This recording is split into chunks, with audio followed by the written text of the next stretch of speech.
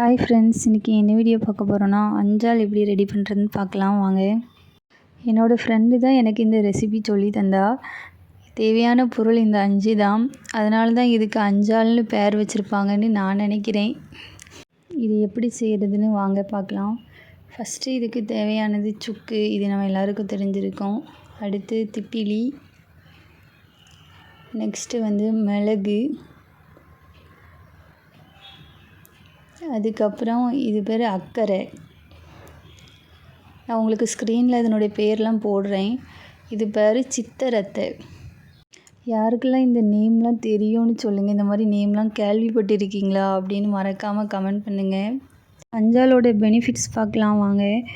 இது நமக்கு தொண்டை கரகரன்னு இருந்தால், இருமல், சளி, உடம்பு வலி, அப்புறம் வயிறு செரிமான பிரச்சனை, இதுக்கெலாம் நம்ம இது சாப்பிட்லாம்.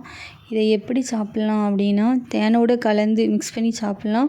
அப்படி இல்லைன்னா வெந்நீரில் நம்ம 1 ஸ்பூனே போதுமானது போட்டு நம்ம ஆற்றி குடிக்கலாம். ரிசல்ட் ரொம்பவே நல்லாயிருக்கும். ட்ரை பண்ணி பாருங்கள். நம்ம இப்போ மிக்ஸி ஜாரில் ஒன்று ஒன்றா போட்டு அரைக்க போகிறோம். ஃபஸ்ட்டு நம்ம மிக்ஸி ஜாரை நல்லா கழுவி தண்ணி இல்லாமல் காய வச்சு எடுத்துக்கணும். நம்ம அரைச்ச உடனே அதை ஸ்டோர் பண்ண முடியாது, ஏன்னா சூடாக இருக்கும் இல்லையா. அதனால் அதை ஒரு தட்டில் தட்டி நம்ம ஆற வச்சுக்கணும். அரைக்கும் போதுன்னு பார்த்திங்கன்னா அந்த மிளகு, திப்பிலி, சுக்கு கூட கொஞ்சம் ஓரளவு இடித்து போட்டுட்டேன். சூச்சியாக இருக்குது அக்கறை, அதை கூட நான் உடச்சி போட்டுட்டேன். அதுக்கப்புறம் அது கூட அரைஞ்சிட்டு சித்தரத்தை இருக்குது பார்த்திங்களா, அதுதான் ரொம்ப உடைக்க கஷ்டமாக இருந்துச்சு. நானும் மற்ற வச்சு அடின்னு அடித்து அப்புறமா பெரிய மிக்ஸி ஜாரில் போட்டு ஃபஸ்ட்டு அரைச்சேன். அதுக்கப்புறமா மாற்றி சின்ன மிக்ஸி ஜாரில் போட்டு அரைச்சி எடுத்தாச்சு. நமக்கு என்னென்னா அஞ்சால் நல்ல பவுடராக இருக்கணும். அப்படின்னா தான் அதை நம்ம தேனில் கலந்து சாப்பிடும்போதோ இல்லைனா வெந்நீரில் ஆற்றி குடிக்கும்போதோ அது நமக்கு நல்லாயிருக்கும். அரைக்கும்போது இந்த சித்தரத்தை இருக்குல்ல, அது ரொம்ப வாசனையாக இருந்துச்சு. எப்படி இருந்துச்சுன்னா, இந்த பிரியாணிக்கு போடுற ஸ்பைசஸில் வாசம் வருமா அந்த மாதிரி இருந்துச்சு. எனக்கே கொஞ்சம் டவுட் ஆகிட்டு, சித்திரத்தை தான் தந்திருக்காங்களா, வேறு எதுவும் தந்துட்டாங்களா என்னென்னு தெரியலேன்னு சொல்லிட்டு. அரைச்சி முடித்ததுக்கப்புறமா நம்ம இந்த மாதிரி ஒரு தட்டில் அதை ஆற வைக்கணும்.